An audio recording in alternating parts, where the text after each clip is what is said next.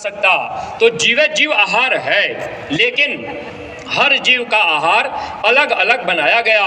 मनुष्य के लिए कुदरत ने ये साग सब्जी फल फूल दूध घी ये मनुष्य के लिए बनाया गया। पेड़ पौधे में भी जीव है।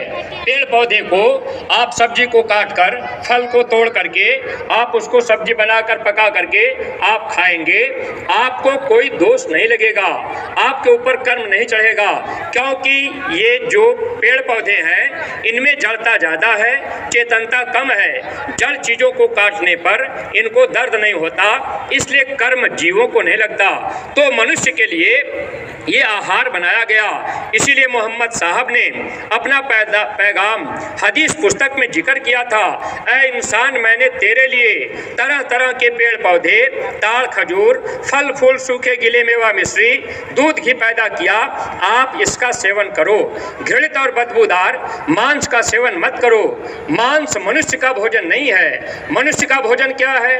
अन्न खाए सो मानवा, मांस खाए सो स्वान, अन्न मांस दोनों भखे, सो प्राणी राक्षस जान। तो जब आपके घर का बच्चा या हम आप गांव गोद लेकर गांव में लोगों को सही बात बताएंगे, तो गांव का बच्चा भी जब सही बात को सुन लेगा उस समय वो माने ना माने, लेकिन जब वो अपने घर लौट के जाएगा उसके मन के अंदर बार बार ये बात उठेगी कि जय गुरुदेव वाले बात सही कह रहे, उनकी बात जो वो कह रहे तो वो सही चीज़ है, क्योंकि ये आत्मा सच्ची बात को स्वीकार कर लेती है और उस बच्चे के अंदर एक क्रांति की लहर दौड़ेगी। फिर कभी मौका मिल गया, महाराज जी का काफिला चला गया, संजोग से वो बच्चा सत्संग में बैठ गया, तो महात्मा के वचन सुनते ही जीव उनकी तरफ खिंच जाते हैं। इसलिए सत्संगी प्रेमी भाई बहनों, इस वैचारिक क्रांति को फैलाने में हमारा आपका बचाव है। जब हम आप पर उपकार में अपना तन लगाएंगे, अपना धन लगाएंगे, तो हमारा आपका बचाव होगा।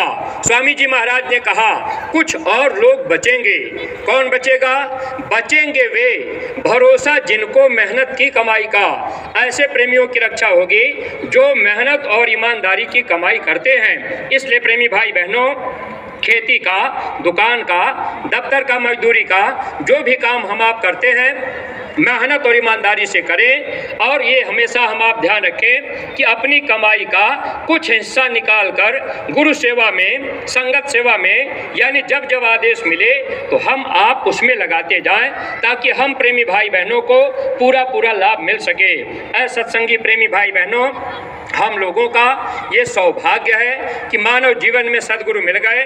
हम लोग चाहते भी नहीं थे, जानते भी नहीं थे, लेकिन किसी तरह से आना हो गया, किसी के बहाने हम आप चले आए, या गुरु महाराज जी हम लोगों के जिलों में जाकर हम प्रेमियों को ऊपर दया बरसा दिए।